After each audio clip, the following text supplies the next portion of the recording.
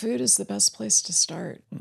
I don't think you can eat a poor diet and reverse autoimmunity. I mean, what a lot of people want is they want a pill, right? They want it to be really quick and easy, and it just doesn't exist.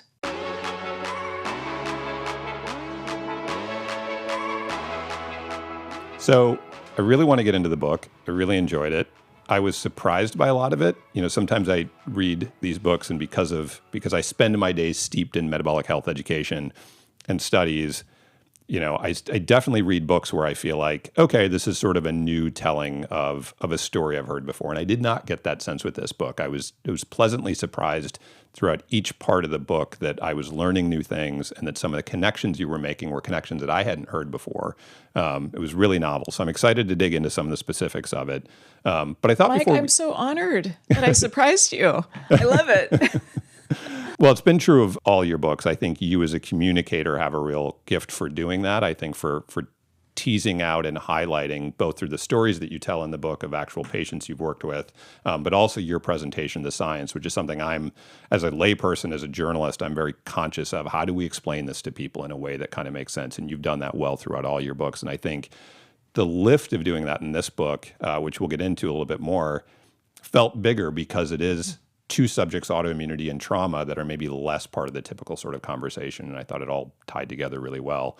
But maybe before we dive into the book, a lot of what struck me reading the book was how much this book, and I think this has been true of your others as well, was informed by both your personal experience yourself, but also your experience as a clinician working with people. And so I thought it might be helpful to level set and talk a little bit about how you approach medicine, and particularly the idea of personalized medicine and N-of-1 experiments, which, again, as a sort of mainstream health journalist, are not topics we often cover. We talk about the large random control trials. We don't talk about N-of-1. And I think there's maybe even a suspicion of N-of-1. Well, what can we learn about one person's weird, obscure, anecdotal, their thing? And I think you do a good job in this book and in other work of presenting how important N-of-1 is as working in conjunction with the other kinds of research we have. So maybe just to start, maybe talk a little bit about personalized medicine, what that means, how it informs the way you work with patients as opposed to quote unquote traditional medicine. Personalized medicine to me is the only way to take care of patients. So when I was at Harvard Medical School, I was taught that there's a hierarchy of evidence. So at the bottom of the barrel is expert opinion. And then there's case series, retrospective case series. So there's a lot of bias in those. And then there's the cohort study, prospective studies like the Nurse Cell study. And that can often get you into trouble because of bias as well, because you get a healthy user bias, for instance, with the Nurse Cell study. And then there's the randomized trial.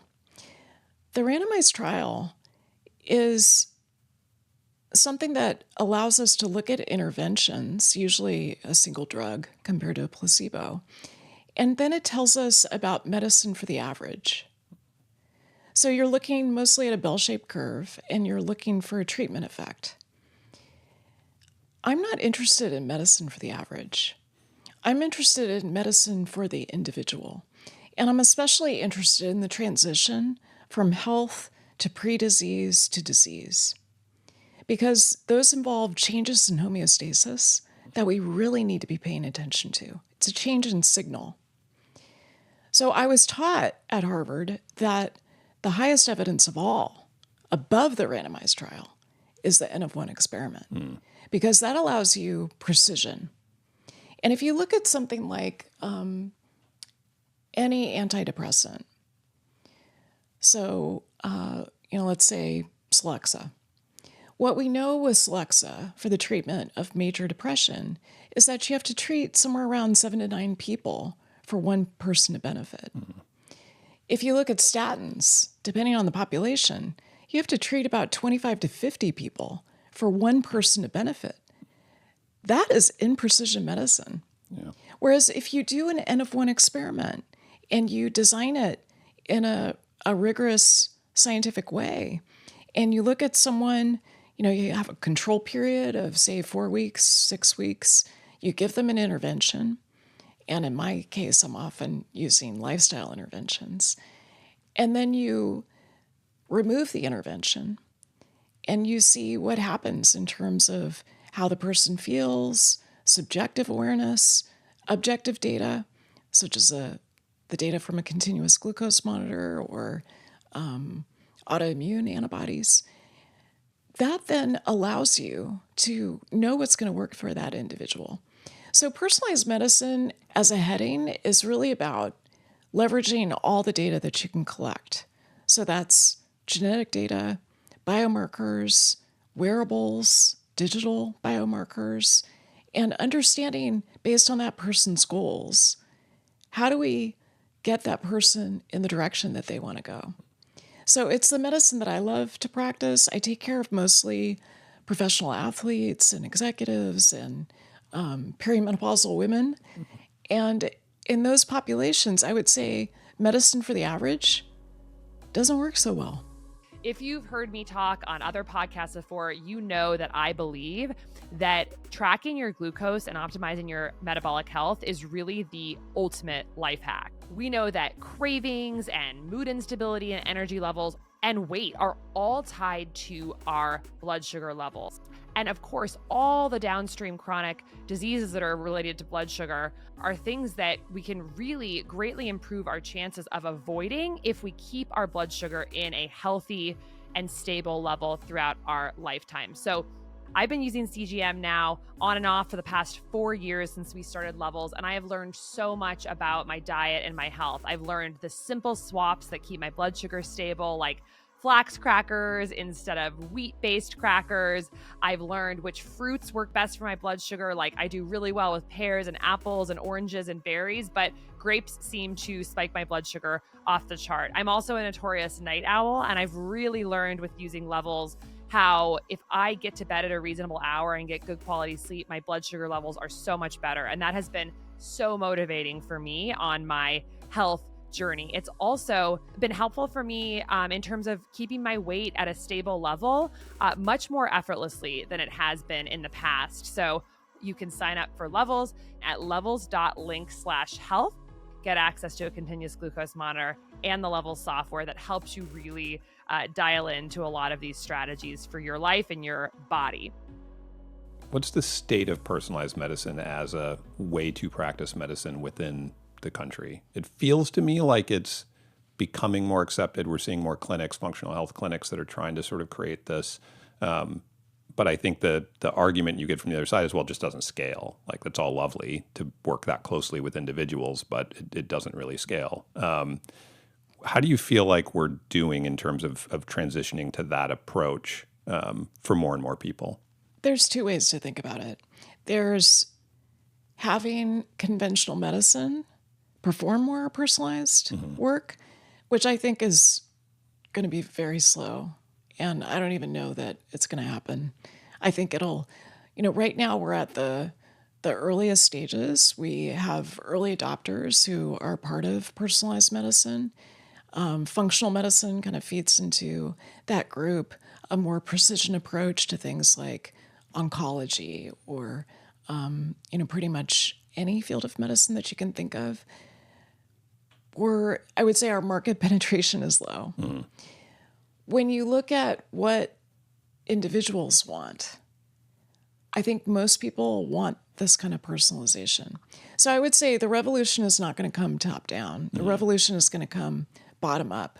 And so people who want more personalization, they want to know, for instance, what their glucose looks like and what happens when they take berberine and what happens when they optimize their sleep and what happens when they eat squash versus sweet potatoes. That kind of personalization is enchanting and it can be leveraged toward optimal health. So I really feel like it's going to come more from the individual, bottom up, rather than from conventional medicine. Interesting. That makes sense. And it like your mention there of things like CGM or other kinds of data tools, one of our arguments is always, look, people should have more data about their own bodies. And that's an argument you'll hear against CGMs. People will say, look, you don't need this data. That's only going to confuse you. It's going to mislead you. But I feel like you're making a case for, if we want the value and the power of personalized medicine and N of one, it's going to have to be sort of democratized. Like it's going to have to be a little DIY sometimes, hopefully with the guidance of a professional in some way, but it's going to have to take advantage of these tools to gather more data and then hopefully make sense of it to do more individual learning. That's right. So this is where machine learning and artificial intelligence can become so helpful, because most people have trouble managing big data flow. Mm-hmm. But I also feel like when you have that transparency, when you have this window into what's happening with your physiology, it creates behavior change more effectively than anything I've seen in my 30 years of practice. So I think that transparency is really important, but we also need to make it easier and trustworthy for individuals. So, when I get up in the morning, I have sort of a few things that I check.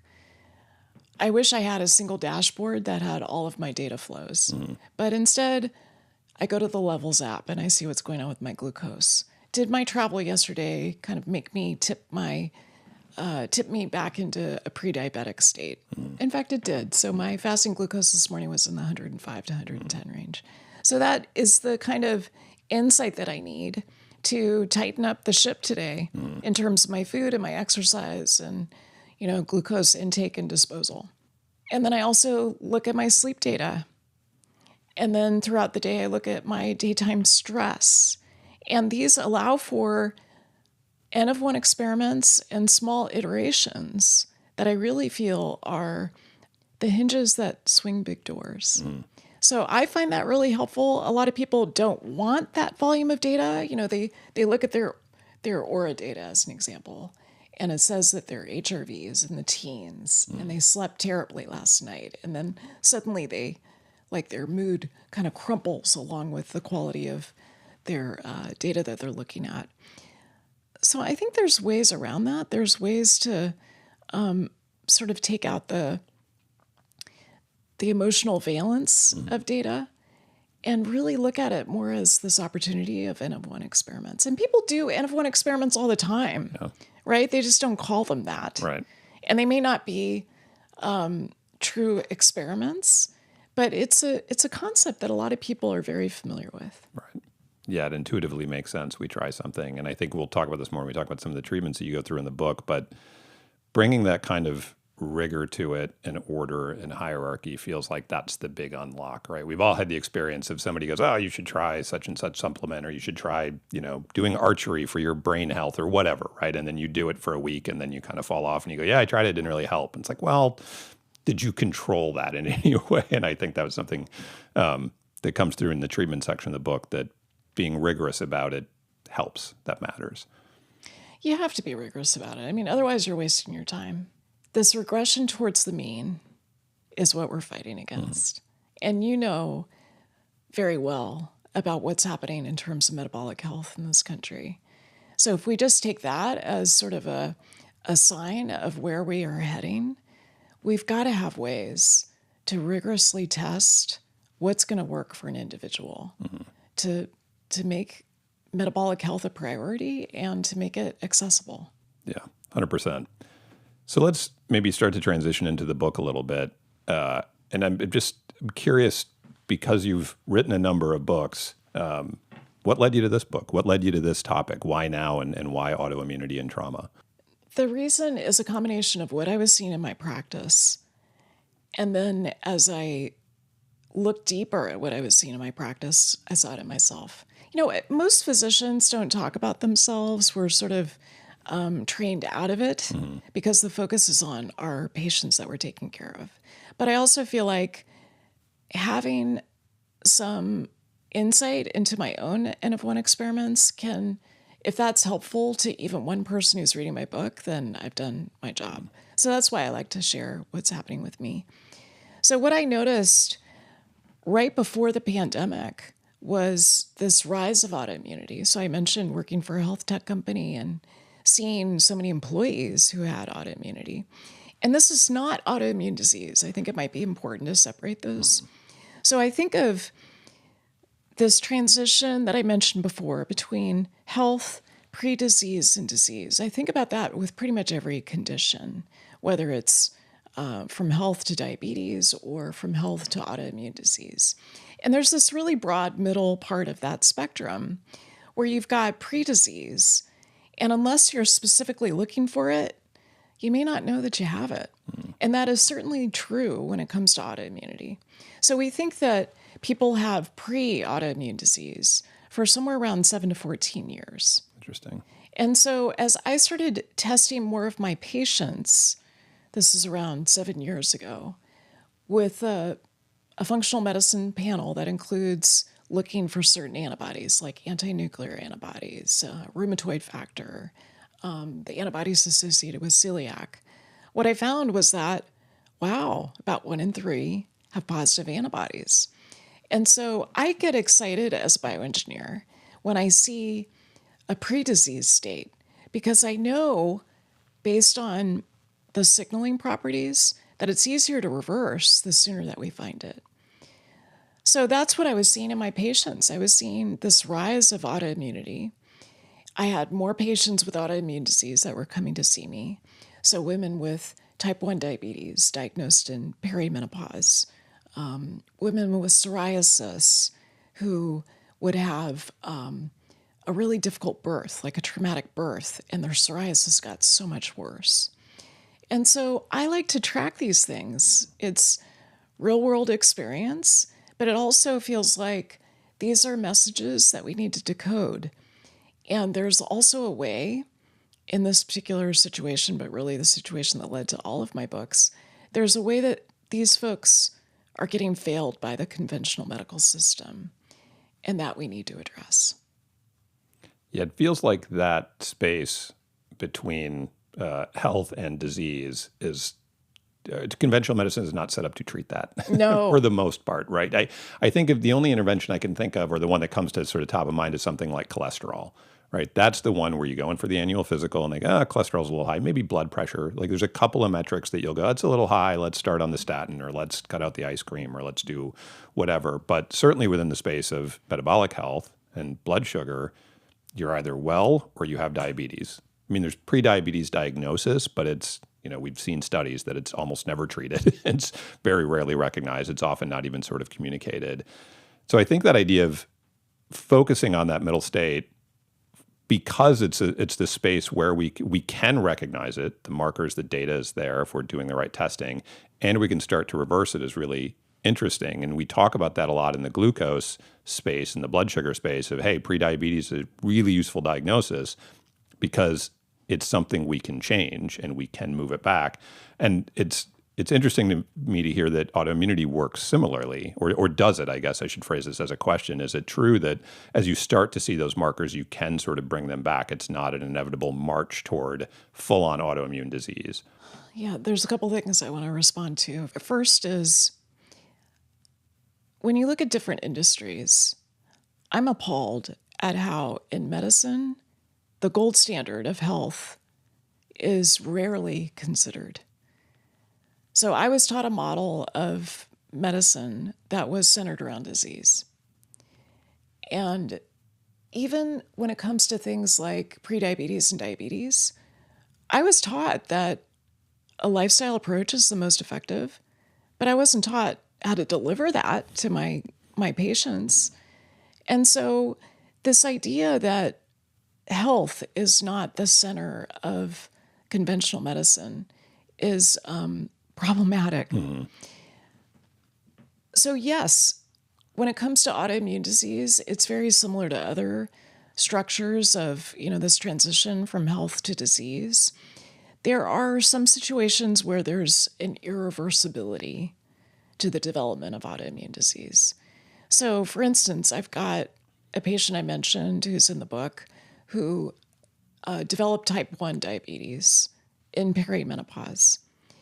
And she's been able to extend her honeymoon period where she does not need insulin. Mm. So she was able to change her food. She was able to change her exercise. She was even able to work on her trauma in a way that has put her into, I wouldn't call it remission, but more of a stable state where she doesn't yet need insulin. I always get asked, okay, what about the type 1 diabetics from childhood? Are you really able to achieve remission with someone like that? I haven't seen it. So I'm talking more about these lifestyle-based conditions that develop typically in middle age. Those are the situations where I've been able to see remission or reversal. And is that remission, like I think the type 1 diabetes case is an interesting one to focus on.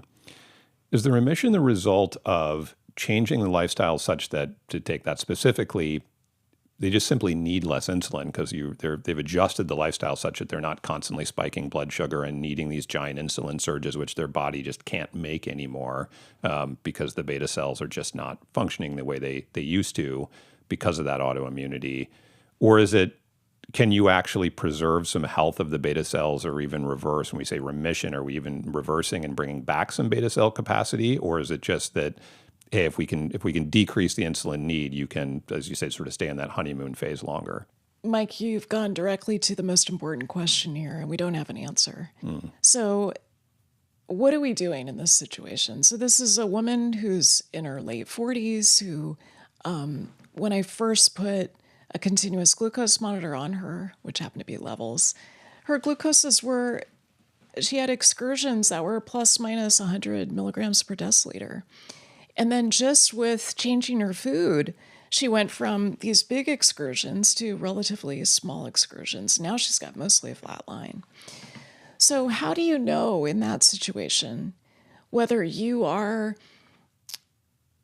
reconstituting beta cells, whether you're preserving the beta cells that are still working and aren't maxed out and, getting destroyed by antibodies? Are you calling off the autoimmune attack? I don't know. I mean, I think the only way you would really know is to do biopsies of her pancreas, and we don't have those data. And so I spoke to her endocrinologist. She has anti-GAD antibodies. That's the type of type 1 diabetes that she has. And I asked, hey, could we quantify her anti-GAD antibodies and do these N of 1 experiments where, okay, we started the Institute for Functional Medicine cardiometabolic food plan, and I saw a dramatic change in her mean glucose and her standard deviation or variability. What about when we add, gut rehabilitation? Could I see if that decreases her anti-GAD antibodies? And I could not find a way to quantify her GAD antibodies. Right now it's reported as yes or no. Right. So I don't know the answer to that question, but that's really the key question that you're asking. Right. But interesting that the intervention does produce the result. Like whatever the sort of physiology that's happening, the fact that she's not on insulin is kind of at the end of the day what matters, at least to her, I would imagine. That's more right. than this That's right. physiological question. And that was her goal. So, when patients come to see me, they have what's called a chief complaint. I hate that language, but her request was, help me preserve my honeymoon period with my beta cells as long as possible. Right. So that sets up our N of 1 experiments. Yeah. Whether we collect the data or not on her beta cell. Yeah. Well, so we touched on autoimmunity. Let's bring trauma into this because the thesis of the book, as I read it, was that autoimmunity is more common than we think of. That, as we were talking about before we started rolling, that people hear autoimmune and they might think of some rheumatoid arthritis or type 1 or some of the things that they know and think, well, I don't have that, so autoimmune simply doesn't apply to me.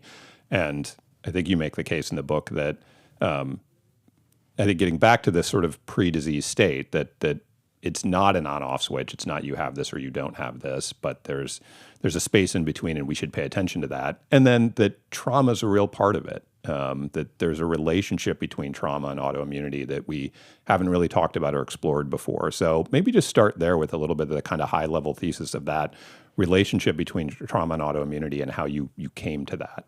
First, I think it's important to realize how common this is. So what I saw in this population of 1,000 people was that somewhere around 30% had autoimmunity. And then talking to my friend Mark Hyman and looking at his data with Function Health, he's found that in the 100,000 people that got their blood drawn initially, about 30% of them had positive anti-nuclear antibodies. About 13% of them had antibodies against their thyroid. So this is a really common problem. And what I found, there's a few threads that got me interested in this correlation between autoimmunity and trauma. The first was that I was tracking the data on MDMA-assisted therapy. And the data is pretty robust. So looking at now 2 randomized trials that have been done with 3 sessions of MDMA-assisted therapy, and how for people with post-traumatic stress disorder, MDMA-assisted therapy has an efficacy that's about double the gold standard. And we can talk a little bit about that. The gold standard being mostly talk therapy, sometimes trauma-informed, with or without selective serotonin reuptake inhibitors. And there are 3 that are FDA approved. So when I saw that that was the gold standard and it has an efficacy of about 30%, it was a total head scratcher. Like, how can that be the gold standard? And then you look at these randomized trials with MDMA-assisted therapy that have an efficacy of 68 to 71% in terms of subjects no longer meeting criteria for post-traumatic stress disorder. So I saw those data, and it happened to be juxtaposed with a conflict I had with a family member. And I felt like the conflict that I had with this beloved family member was totally related to trauma. And I felt like there were ways that I was behaving that were old, that were based on my family of origin. And if I had the opportunity to reverse that, this is right around when I turned 50, and to clean up my side of the street and to have a better relationship with this person, then I was going to do it. So the data really prompted that particular thread. So this is juxtaposed with the start of the pandemic.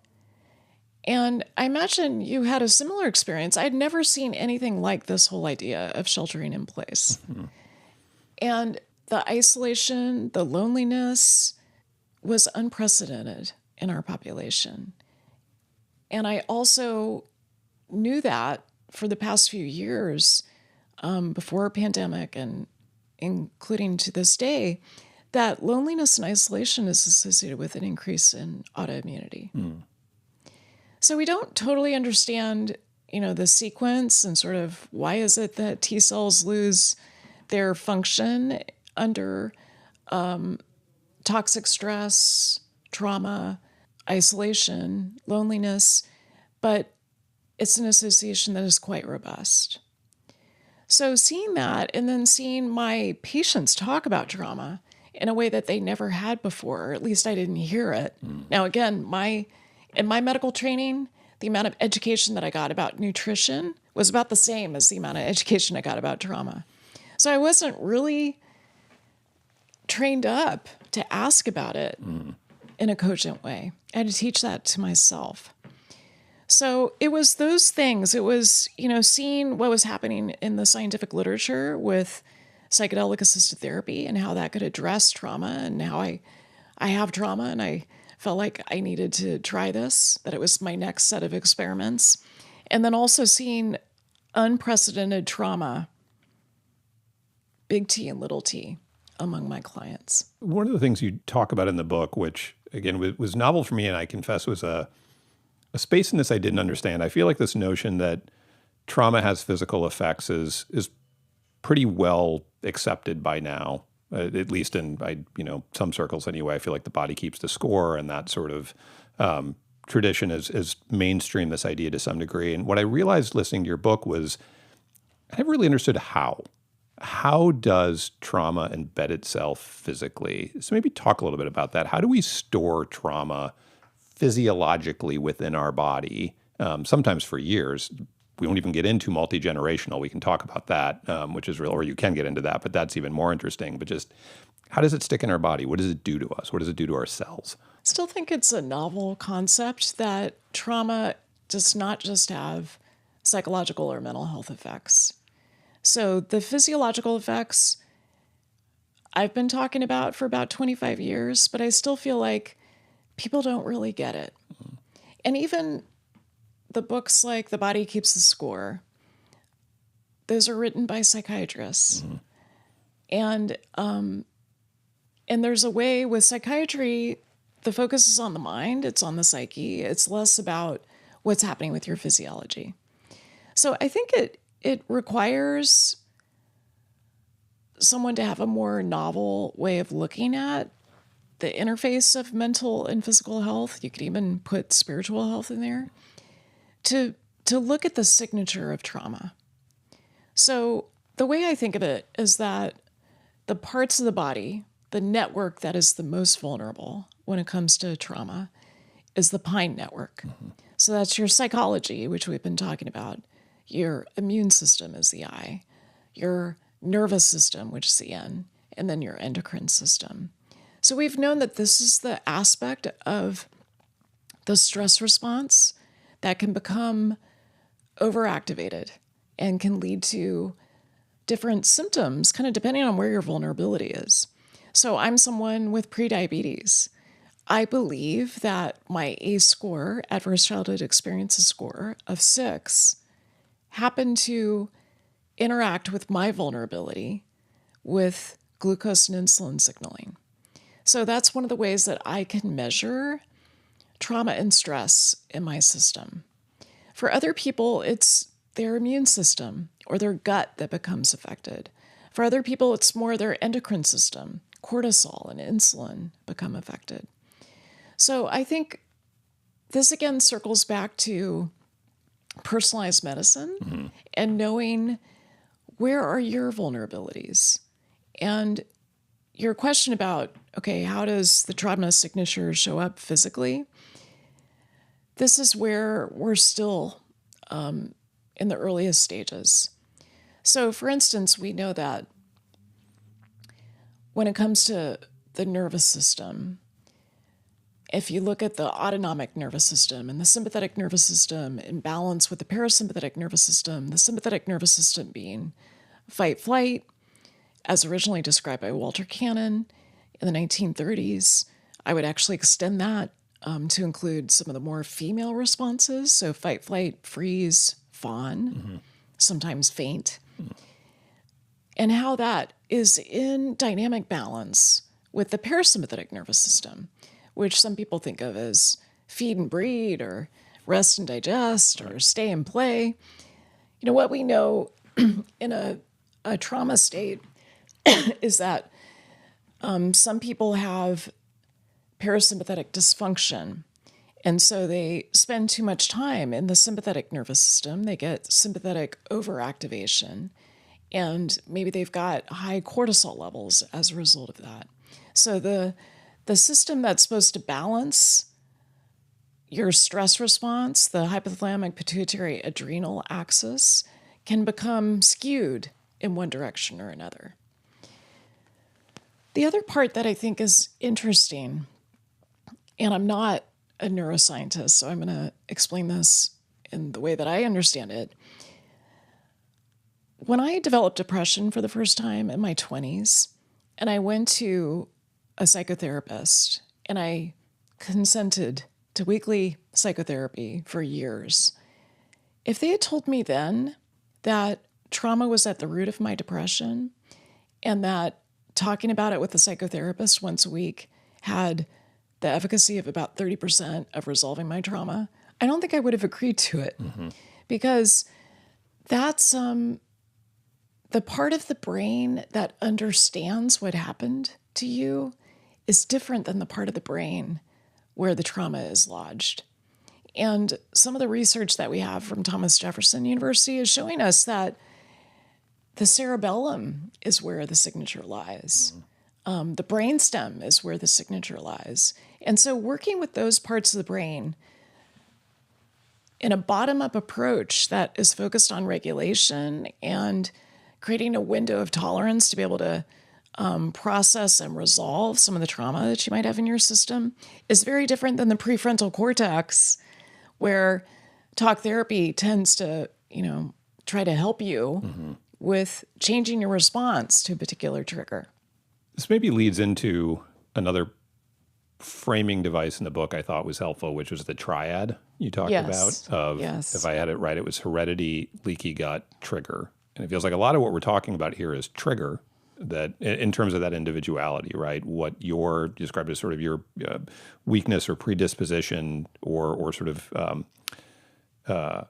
likelihood to develop, say, prediabetes versus something else is then where that physiological response can sort of lodge and manifest itself. That feels like that falls a bit into the sort of trigger, or works between the trigger and heredity. And the leaky gut was an interesting component to that. So maybe just talk about that triad and how you arrived at that concept that those three components were really important. So those three components are from Alessio Fasano, who's a pediatric gastroenterologist at Massachusetts General Hospital. So he first started with looking at celiac, mostly in children.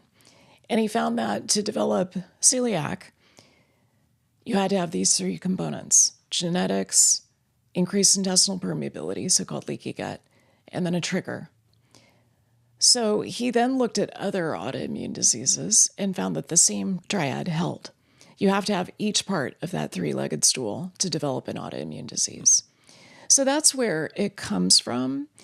And what we're talking about here is the parts that you can do something about. So you can't change your genetics. You can change the way that your genes are expressed. So you've got some ability to modulate epigenetic change. But you can do something about the increased intestinal permeability, and you can certainly do something about triggers. So triggers really vary. In the book, I'm talking about trauma as a trigger, but not everyone with autoimmune disease has trauma as a trigger, although we think the correlation is somewhere around 70 to 80%. But there's other triggers. There's things like big hormonal shifts, postpartum, pregnancy, perimenopause, menopause. There's infection. The way that some people responded to the COVID virus is different than the way others responded to it. And we even think that long COVID is a form of autoimmunity. So that triad is required to develop autoimmune disease. And, as I'm talking about this with you, Mike, I'm smiling a little bit because I'm thinking of an article that you sent me to review, or I saw on the Levels website, about the role of trauma and metabolic dysfunction. And it was in that article that I saw reflected back to me a lot of what I was seeing in my clients, that for my clients who have an elevated adverse childhood experiences score, so they had particular traumatic experiences before the age of 18, they had a higher rate of prediabetes and diabetes. They also had inflammatory markers that were changed. So there are ways that your immune system, your endocrine system, your gut health becomes modified by these triggers. Right. Yeah, so it makes sense. It's multifactorial, right? It's when I say, where is the trauma stored? It's like, well, kind of all over, like in a lot of different places. There's particular places where it really stands out, but it's maybe not where you think it would be. Right. Because I think the default is to say, oh, well, I'm going to go to psychotherapy for a year and I'm going to resolve this thing that, my parent did so that it's not, harming my marriage anymore. Right. And so we need to understand where these signatures are lodged. Maybe one more thing before we get to the treatment side of this. You mentioned the potential correlation being as high as 70 to 80% between trauma and autoimmunity. One of the things I was thinking about reading this, I've been listening to a bunch of history books because I'm a middle-aged white man, and I guess this is what we do when we hit middle age. And the thing that keeps striking me is how traumatic being a human has been for most of human existence. Like, I was listening to this book about 18th century Ireland, and I was like, my God, their life was hard, just full of death and hunger and disease and struggle. And it got me thinking, and I'm reading at the same time I'm reading your book, and it got me thinking about just how broad is autoimmunity? Do we know anything on an epidemiological level about either how widespread trauma is or how widespread lurking autoimmune issues might be triggered by a sort of broad trauma, if that makes sense? Yeah, it's a good question. I don't have an answer for you, but let's feel into it a little bit. I think your point is right on, that we've been exposed to trauma for millennia. And, maybe some stand out more than others. The isolation and the sheltering in place, I think, stands out with the pandemic in terms of the effect on physiology. If I put my research hat on, it's very hard to measure these things. Like, how do you measure trauma? Right. The best we have is adverse childhood experiences. There's some lifestyle, lifetime stress scores that you can use. Is that the best way to do it? To take a questionnaire and then map it to physiological variables like fasting insulin, postprandial insulin, fasting glucose. Is that the right way to do it? Or is it more, should we be measuring physiology, nervous system dysregulation? Right.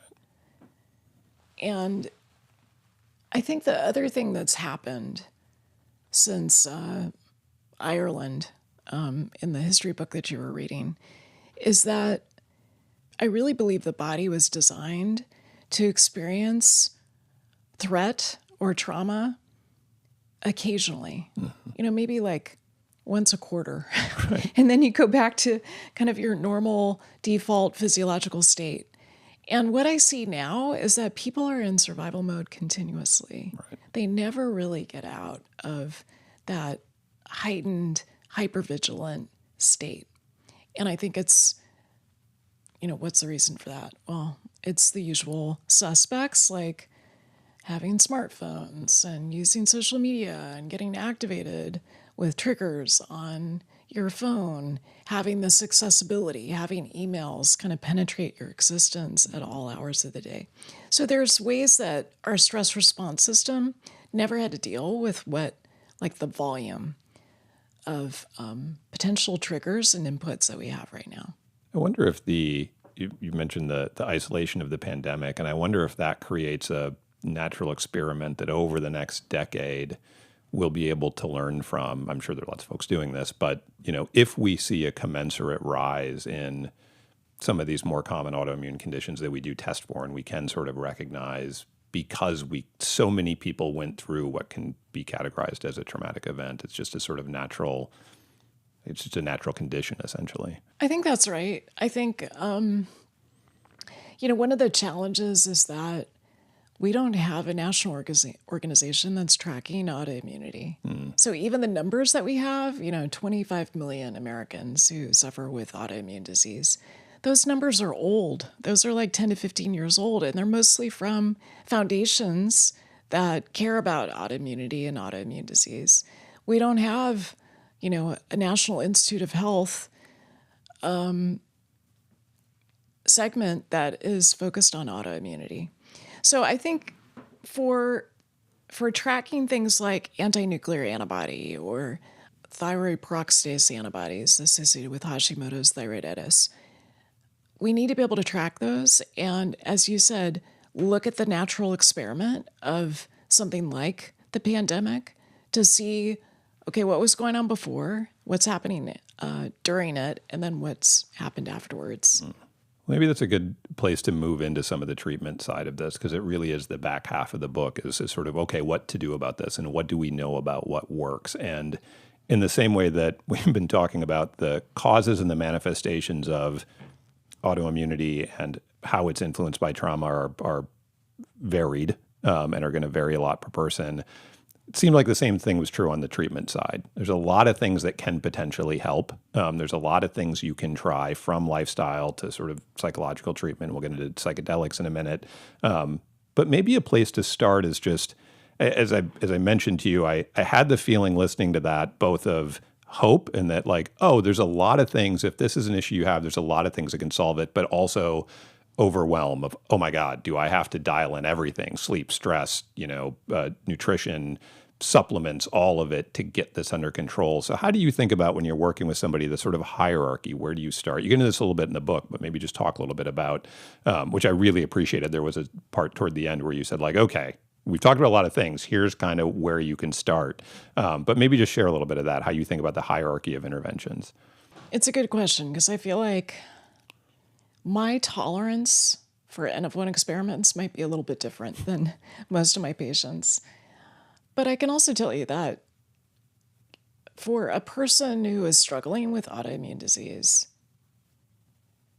who's disabled by joint pain, who's fatigued and can't run after their children the way that they once did, there's a level of motivation that is very high.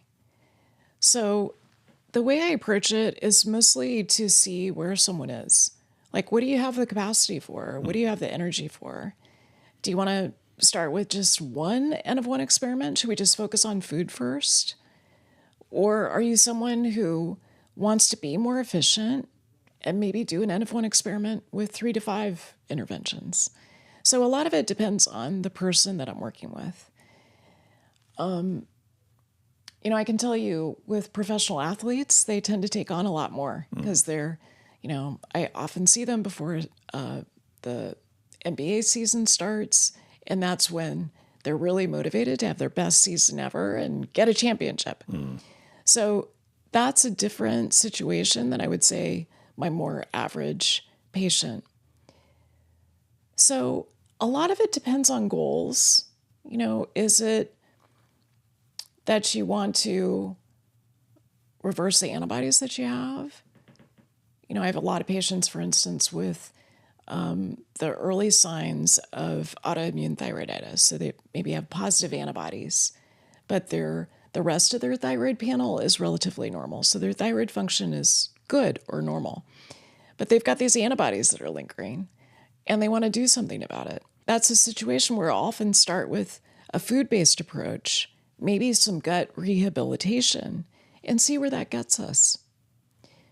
So I often find that you can reverse the antibodies in that scenario.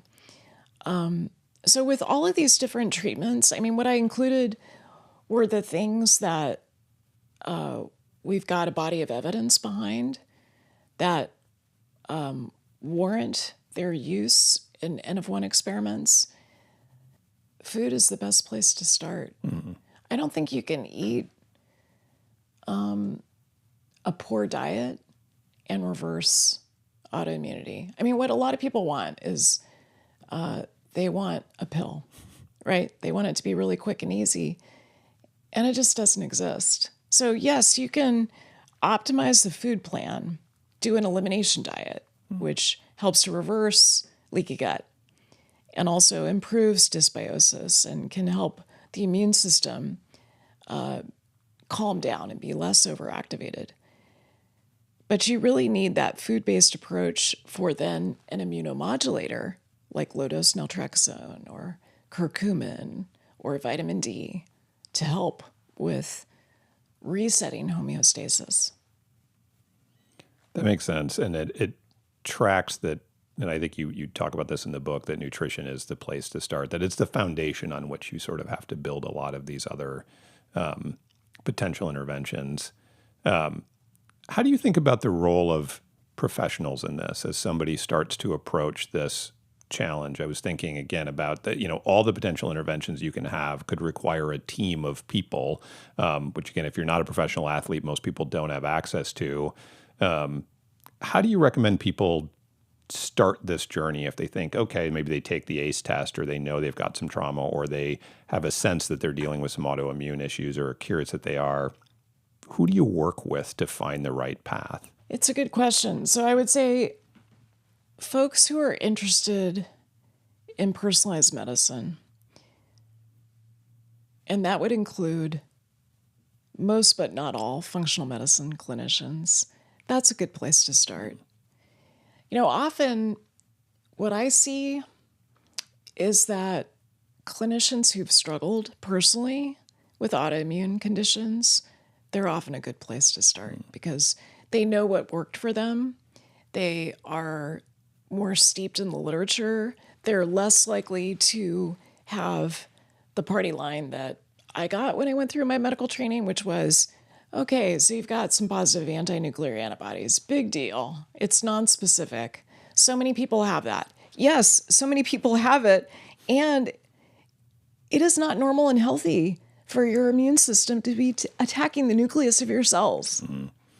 So yes, there's a threshold that becomes more important, but I think in terms of trying to find the right team, those through the ifm.org, find a practitioner, that's a good place to start. If you go to their website, maybe read about what brought them to functional medicine.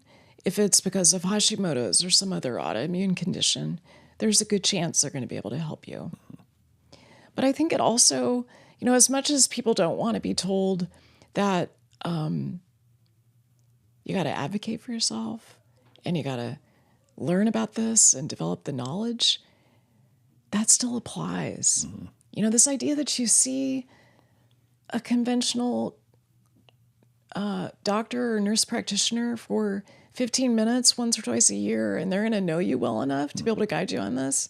No, it's just not going to happen. So this is where I want people to feel empowered to get on top of this and do some of this testing so that they can design some experiments, ideally with a collaborative partner, and make decisions about what's a good fit for them. It's good advice, because I know that, I've seen this in my own family as well, as I've gotten more steeped in the functional medicine world, that, going through that traditional medicine experience is frustrating for anybody who's aware that there is an alternative, right? But maybe you just haven't found somebody, or there's not somebody in your area. So you go to your normal doctor, you do the 15 minutes and you go like, yeah, this is not, there's no way this is going to start to fix, even if they're, as well-intentioned as they might be, the system just isn't set up for it. Then you think, all right, I'll go find a psychologist or a psychiatrist. That's incredibly difficult to do nowadays, right? People are overbooked. I think particularly since the pandemic, it's very difficult to find one, much less the bigger challenge then of finding one who is aligned with an approach that you're interested in, maybe in dealing with whatever your trauma is or whatever your particular things are. So then you see folks, I think, go, well, then I'll just go try this sort of niche thing, because at least it's a thing I have access to. I can go buy supplements, right? Or maybe I can go do psychedelic-assisted therapy, or I can do something else. What I'm hearing from you is that certainly this is not for everybody, but that starting with trying to find a functional medicine provider whose job is really going to be to help you understand what you're dealing with and talk through with you a potential intervention or series of interventions that then will guide you toward the next step might be worth the effort, even though it's going to take a little effort, but might be the place to start for a lot of folks. That's right. And I would also say, broaden your concept of the kind of collaborative clinician that you work with. What I see with the Institute for Functional Medicine, for instance, is that there's a lot of nutritionists who are outstanding at supporting people through a process of reversing autoimmunity. So it may not be an MD. It may not be, someone who's got the more conventional training. So at least with the Institute for Functional Medicine, there's a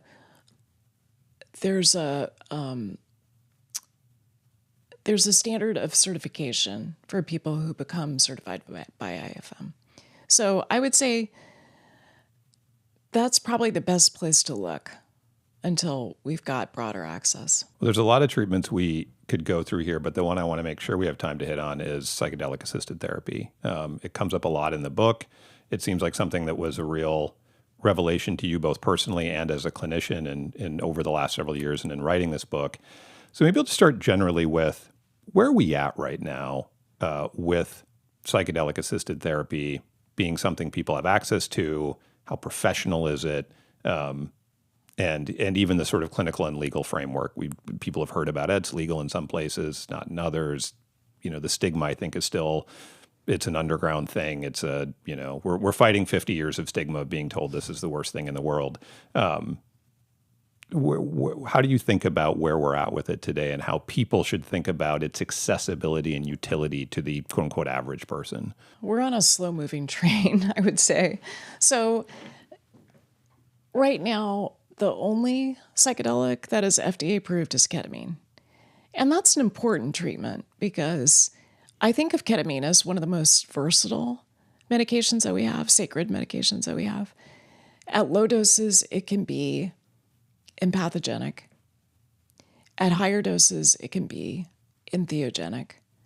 a lot of it is the dose response. So I first used ketamine as a clinician about 30 plus years ago. So we used to use it quite a bit in obstetrics and gynecology for cesarean sections. And it's a really interesting molecule that right now is FDA approved for treatment-resistant depression. And then we use it, it's the number one anesthetic that we use in the emergency room. So we've got a lot of experience with it.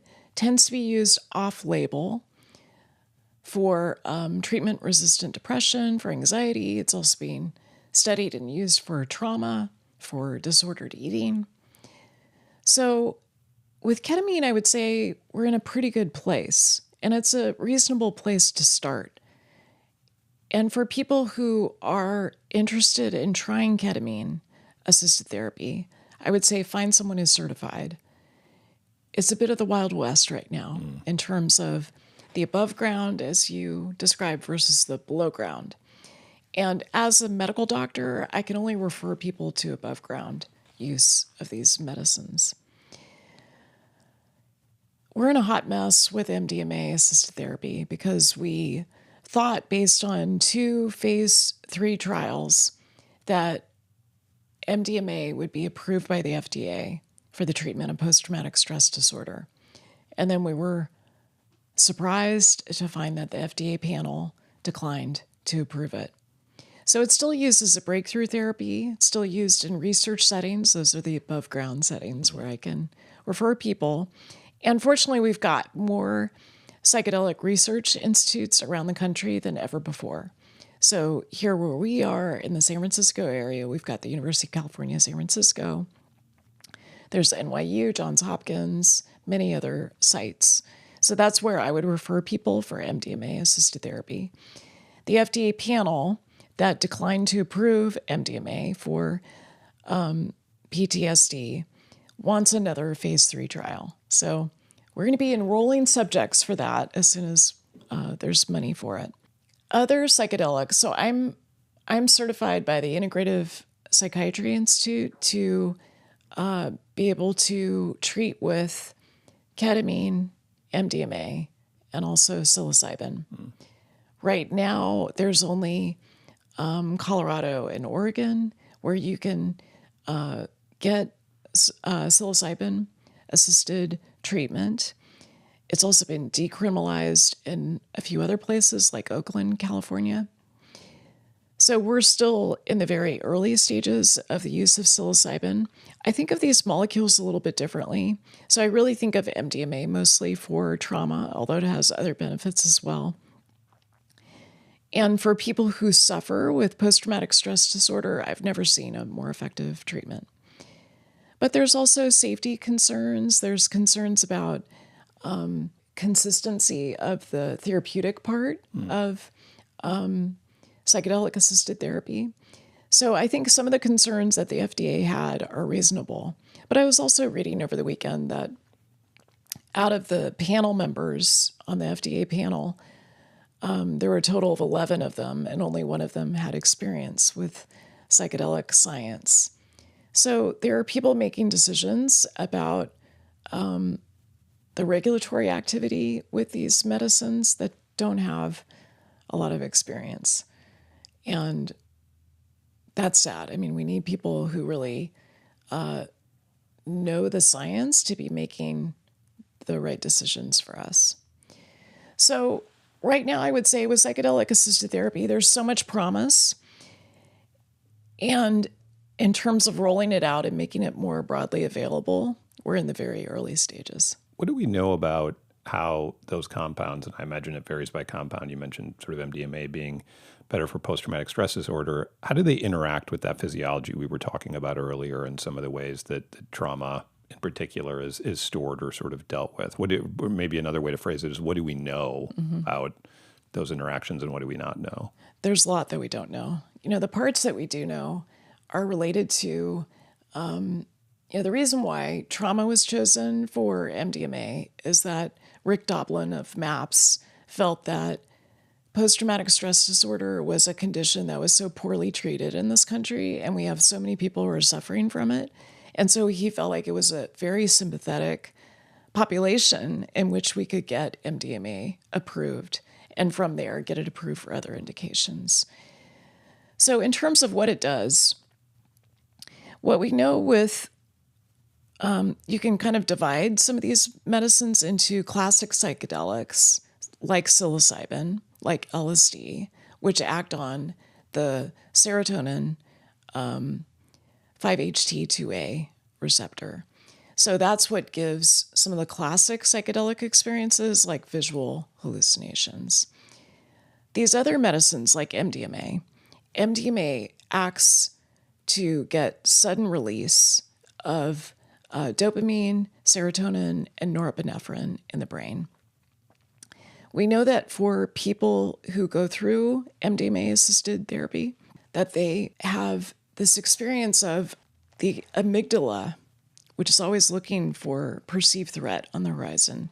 It calms down the amygdala and allows you to go back and revisit some of the traumatic memories that you might have with much more of an objective focus, with less of the fear response. So there's some fear extinction that occurs as a result of taking this medicine. There's also the effect on the default mode network. So the default mode network is kind of this part of the brain that is active when you're not focused on a particular thought.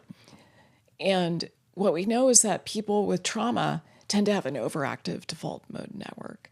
And so these medicines tend to quiet the default mode network. Now, meditation does that too. So does yoga. There's lots of different ways that you can quiet the default mode network. But those are some of the, I would say, somewhat simplified ways that the body responds. And then I can also tell you from my N01 experiments that when I do MDMA-assisted therapy, personally as a subject, it increases my cortisol pretty hugely the day that I take it.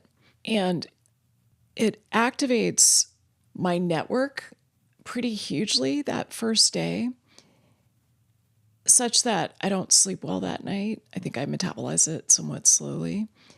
And then the next day, my heart rate variability, my stress response is dramatically improved. So there's kind of a 2-day process that I look at with some of these medicines. I also find that my, generally you're fasting when you take these medications. So my glucose is pretty stable the day of the journey. And then it's especially good the next day. The other thing that we found, and it may just be a lack of looking, I don't know that we've looked with all of these medicines, but we know at least from preclinical studies that the use of ketamine seems to increase neuroplasticity for about 96 hours.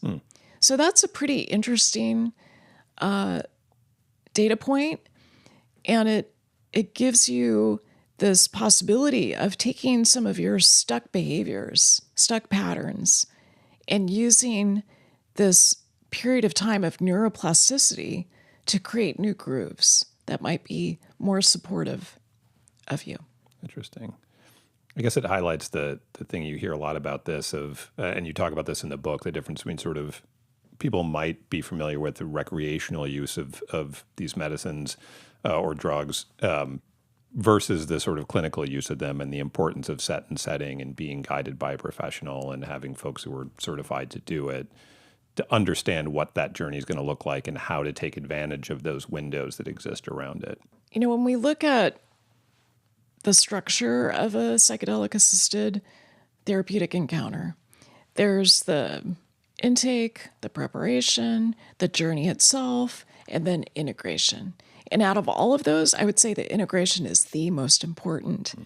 And what happens with folks who choose to use it recreationally is that usually there's less prep, there's less intention setting, and there certainly is less integration. So I really believe that you got to focus on the integration. And the journey itself, some people find it pleasant, others less so. Put your money on the integration, because that's where behaviors change, and that's where you can start to, make some of these changes that, you very accurately described as somewhat overwhelming. If we look at all the different interventions that you could consider for autoimmunity, this particular process of, clearing soul wounds and clearing some of the traumatic signature that might be making you choose a cupcake over steamed broccoli, like that can really help in terms of changing the trajectory you have toward chronic disease.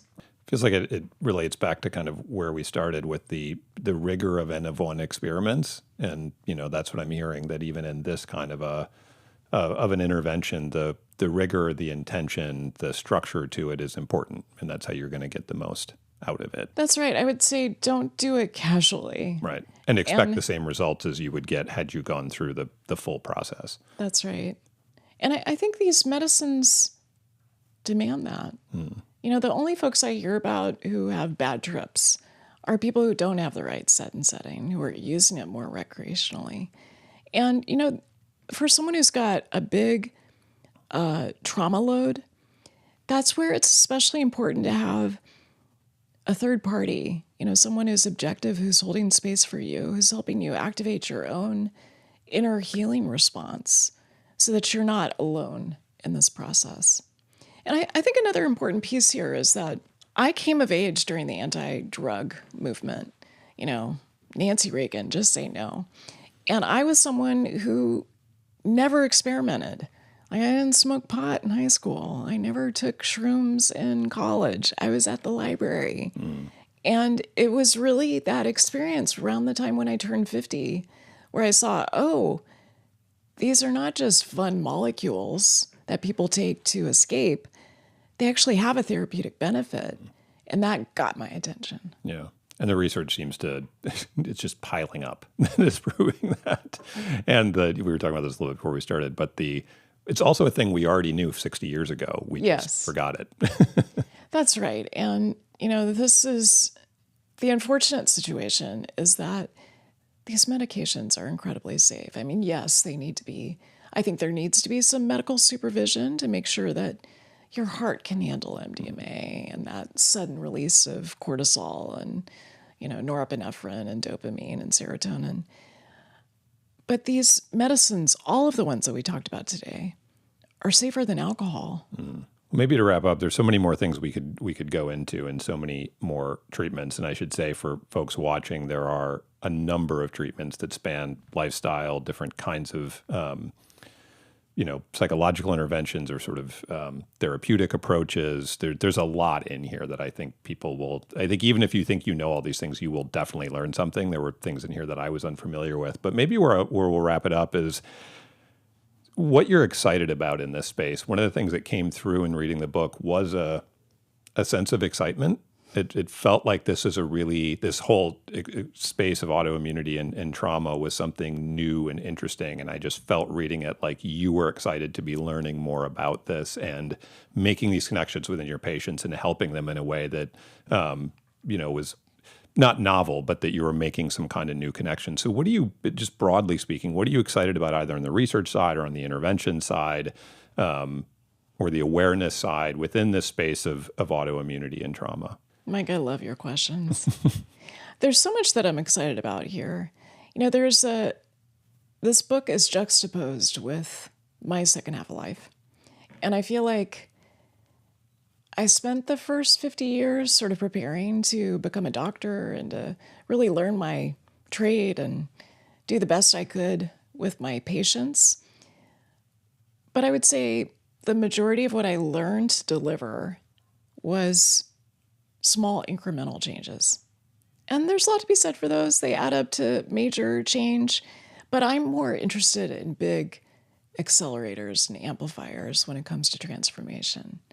In that experience that I had with MDMA-assisted therapy, as a subject, I could see the possibility of this. I could see how it would map not just to psychic structure and psychological health, but it could map to so much of physiology.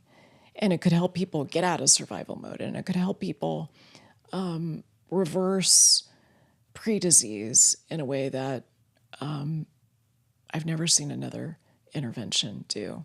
So that got me super excited. That first time I took MDMA, therapeutically, it was clear to me that I need to be able to offer this. So that's what I'm excited about. I'm excited about transformation. I'm excited about doing it one-on-one with clients, but also in groups, in retreat settings. There's another place here that is going to make me a little bit quieter as I share it. 4 out of 5 people with autoimmune disease are women. There is such a massive gender health gap that I could see when I was at Harvard Medical School in 1989 to 1984. And if anything, that gap has gotten bigger over my career. I find that appalling. And so if there are things that we could do to lift the health of women, I'm there. I am there for the revolution. I am tireless in my fight for it.